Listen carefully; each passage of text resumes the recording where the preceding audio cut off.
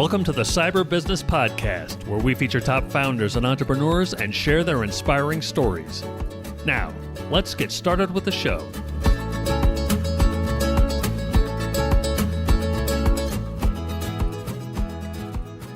Matthew Connor here, host of the Cyber Business Podcast. Today, we're joined by Rob Dickson, CIO at Wichita Public Schools. Rob, welcome to the show. Hey, thanks for having me. Well, thanks for coming on. Before we get too far in, a quick word from our sponsors.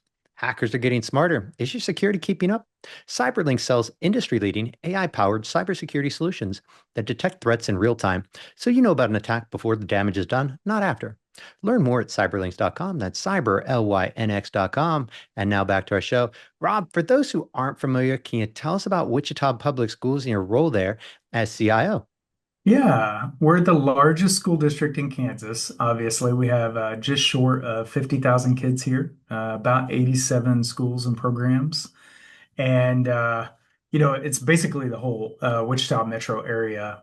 My role as Chief Information Officer is I get to sit on both the instructional side and the operational side. So on the operational side, it's the wires and pliers, it's cybersecurity, right? It's keeping the lights on, so to say. And then on the instructional side, historically, I helped start the virtual school here, and did that previously too in other scenarios. So I've this will be my third virtual school that I've been a part of.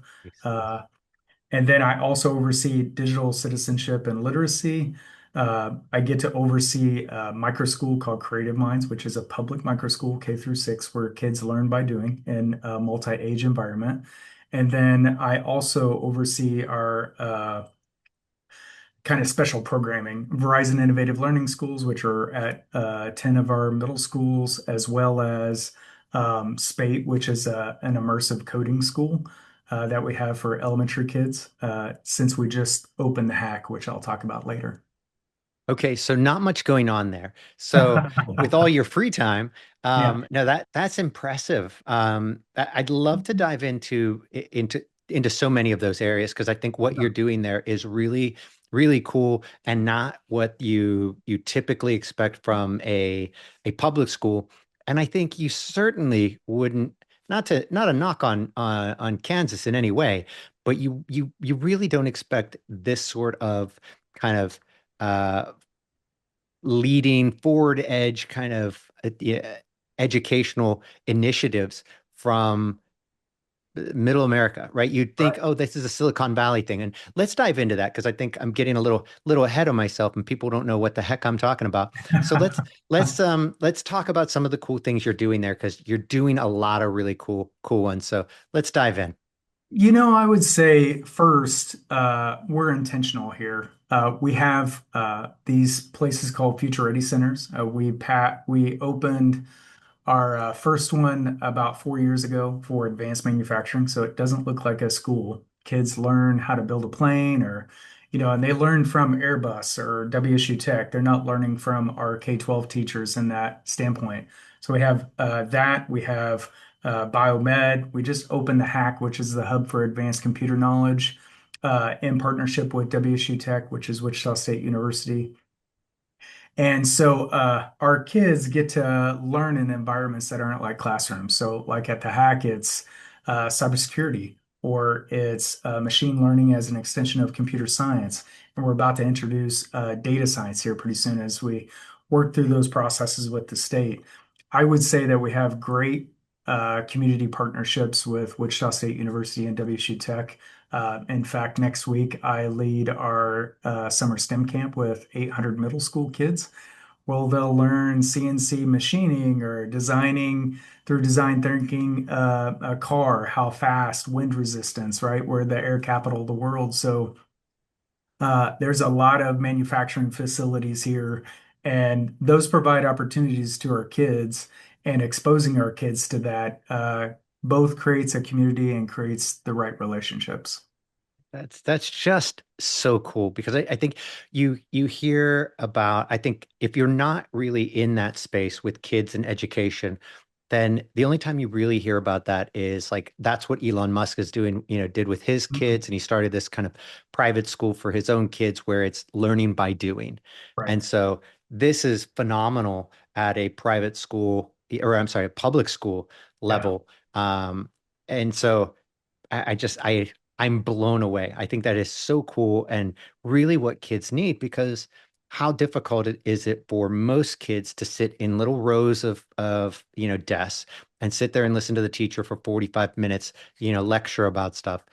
Even for older kids in college, that's challenging when you've got, a better developed attention span, which maybe you don't these days, thanks to all the devices.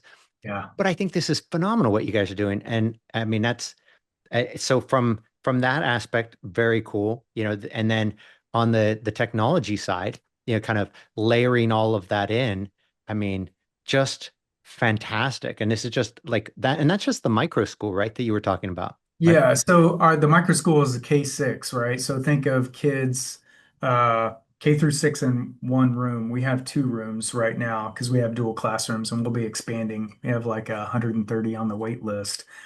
But these kids, if you were to break it down, it's learning by doing in elementary, it's skill discovery in middle school, and skill development in high school.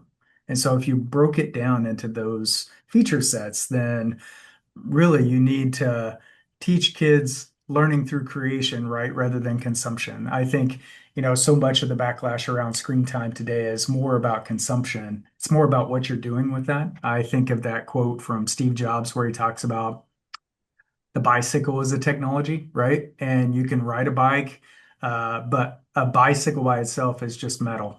And the student is that engine. And I think for us, it's building those intentional pieces because obviously during COVID, I think over 90% of the United States went one-to-one.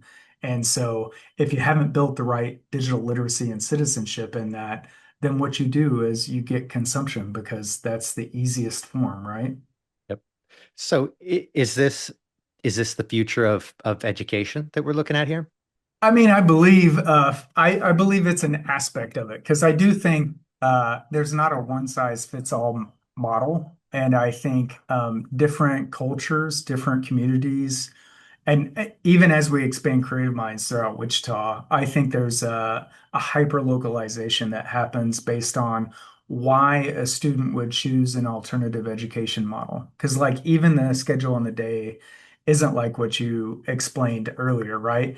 There's no rows. There's kids learn in a 2.5 hour instruction model, and then the rest of the day is project-based learning, connecting those dots through interdisciplinary activities. And so when you think of those functions, there's a lot of systems we would have to dismantle in order to provide a lot of different opportunities. And I think this is a great testing ground for us to see what the next step is for education. Is it something that can scale to the point of being, a replacing a large portion of the traditional, school model? I would say it depends on where you meet it, right? As any technology or program, it's where you're at and where you need to be met. Because I think some of the things that we put responsibility on the kids at Creative Minds. And so like I'll tell you a function. Like the kids don't use paper cups or glasses. We have them hand wash, right? Like there's just some functions of responsibility. There's always a theme. Like this year's theme for Creative Minds was animal conservation.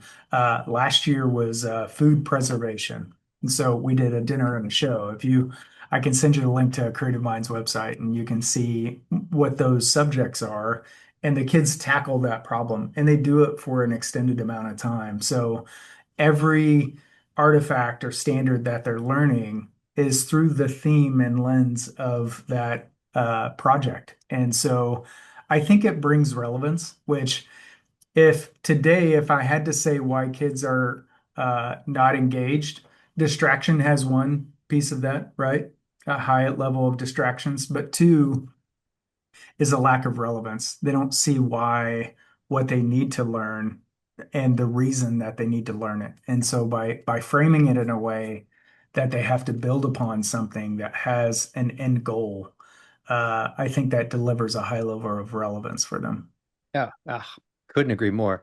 Now, where does AI play in this? Because I think everybody, everybody is currently challenged with how do you integrate AI into education, especially younger kids.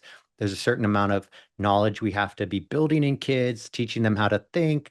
And I think there's a fear that, people can use AI to get kind of lazy, outsource the thinking, outsource, everything just to let AI make all the decisions, do all the thinking. So where does it play into this kind of model and kind of what you're looking at there in Wichita? Matthew, I go back to like that where people come into it at, right? So like I have a great compare contrast because, I was in the Air Force in the 90s, right? And then I came into my first district in the late 90s and brought internet for the first time. So I have a compare contrast of what school looked like before the internet. I also have that compare contrast of before AI and after AI. For myself, do I offload a lot of thinking to AI? For sure, because that cognitive offload is needed for me to get through the day. I think there's a skill there that we need to develop in our young kids that they have to have that productive struggle, and that's needed, that's necessary. And as we build up what that looks like, right? It's not using AI to outsource the thinking because you've got to build the productive struggle. Once that happens, there's not a way to outsource understanding, right? The AI can't understand it from your lens and your bias and your persona. And so whatever that domain of knowledge is that you need to understand, you've got to go through the productive struggle in order to build wisdom, right? At the end of all of this, as you're building AI agents, and we built several of them here in Wichita Public Schools, you're decoupling a task down to a root level, and it has to be highly verifiable. But if that task isn't verifiable, then subjectiveness comes in, and you've got to have wisdom in order to make that decision. And it's the productive struggle in the beginning that helped you build that wisdom in the first place.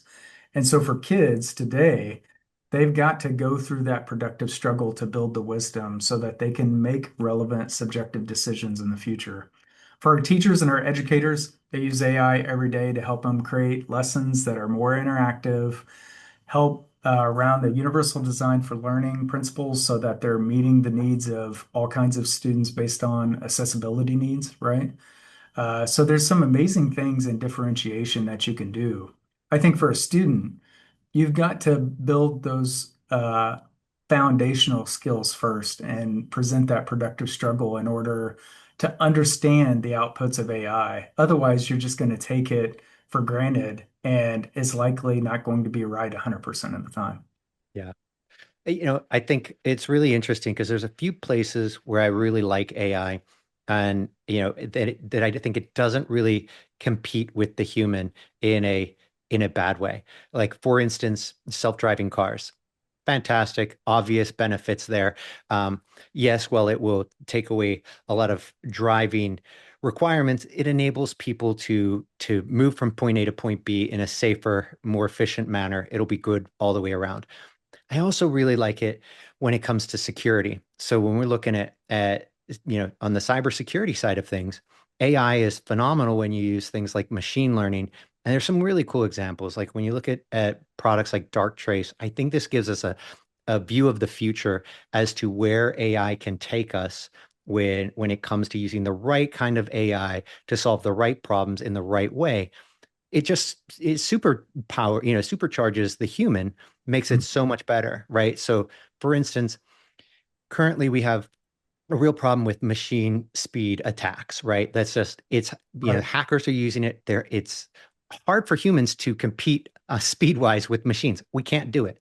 So having AI on the security side to be able to see things happen very quickly and say, that's not right. Let me stop that and call for an adult, I think is phenomenal. And you see that in products like Darktrace. And I think that gives us a glimpse of the future.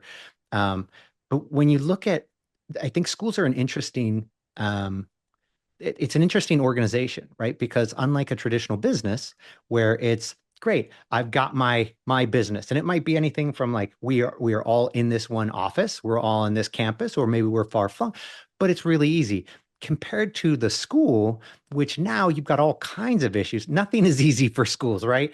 I mean, so I think this is really interesting. I'm curious to get your take on like what are you looking for and at when it comes to security for schools? Because you not only have your faculty and staff you've got to secure, but now you've got students, their data, their images, privacy concerns, all kinds of things. And meanwhile, you're trying to keep the bad guys out and keep everybody safe. So, you know, what should schools be looking at doing? How does AI help that? There's a whole, I think, yeah, there's a whole slew to unravel here. But what's your take? I would say you need to have playbooks for both internal and external at this point. Like, I think every school district is a hybrid setup today, which, 27 years ago, whenever I came in education, everything was on premise. So the blast radius is wider, obviously. I think for myself, having more people is necessary. We hire students. That's one of the other great things that we do in Wichita Public Schools. We have partnered with Wichita State's Applied Learning Program. And then through the hack and through WSU Tech, I utilize students to do cybersecurity work. Or right now, I have 11 students doing refresh of 45,000 devices this summer. So they're in the buildings refreshing those devices, getting them all up to speed to be redeployed in the fall. But like Samantha is one of my full-time people. She used to be a part-time, used to be a student, and she creates playbooks. And I think those playbooks have helped us tremendously in just having a form of automation that she can use AI to analyze a large data set, because I think it would take hours, right? And we have a SIEM system. We use all of Microsoft's products, right? All the way up to um, and so when I think about those panes of glass and being able to analyze that data, it's also being able to be reactionary even when you're not there, right? Because um, like this weekend, we had a email triage that we had to deal with because threat actors like to hit on a weekend or a holiday, right? Not during the school day. And so building those playbooks both internally and externally, and it's also social dynamics, right? So many of these AI pieces are utilizing social engineering to try to get into a system. I'll give you an example. I had a data analyst position open in the district just for a month, and I had like over 900 applicants. And when you start to whittle through those applicants, a lot of them aren't real.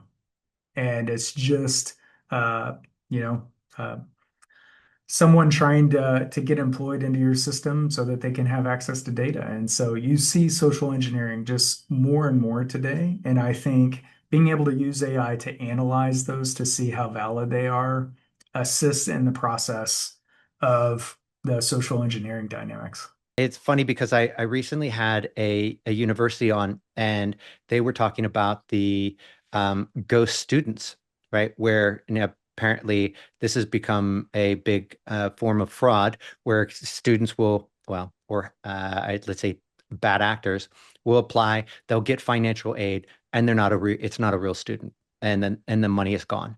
And so I think it's a travesty how these bad actors will prey on basically any system, the elderly, schools, hospitals, absolutely ridiculous. And so I'm looking forward to AI. I don't think leveling the playing field here.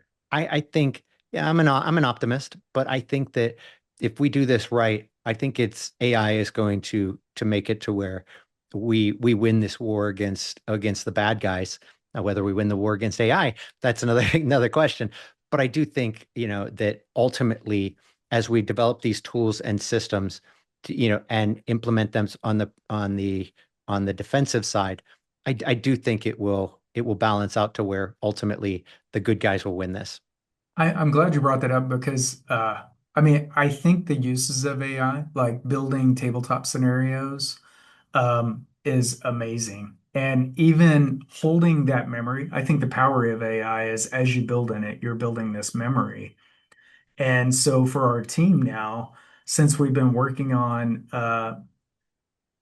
getting a better posture down, because that's just a consistent process. Um, Using the same tools to build those scenarios so that when we post the results of those scenarios, then it can say, all right, let's take this a step further. What does it look like? Let's take it a step further. And that helps that posture rather than, oh, it's the month of March. Let's do our tabletop that we always do. You know what I'm saying? Yeah. Oh, So 100%. you're not back to this rudimentary, like, this is what we have scheduled. It's a continuous improvement cycle. Yeah.